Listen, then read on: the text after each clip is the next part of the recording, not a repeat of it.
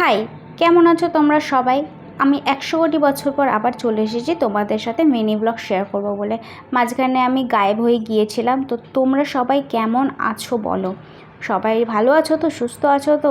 তো আমার এভাবেই চলছে। চুলগুলো এত ছোট করে কেটে ফেলেছি, কি বলবো, আর এত বিরক্ত লাগছে। তো চলো, আমার একটা কাজ আছে আজকে, আমি বাইরে বেরোবো, তো তার আগে সেরে নিই ব্রেকফাস্টটা। একটা জাম্বো সাইজের স্যান্ডউইচ খেয়ে নিয়ে রেডি হয়ে বেরিয়ে গেলাম আমি আমার কাজের উদ্দেশ্যে। দেন তো যাচ্ছিলাম, তারপরে এত বৃষ্টি নামলো যে আমরা একটু কফি খেতে দাঁড়িয়ে গেলাম।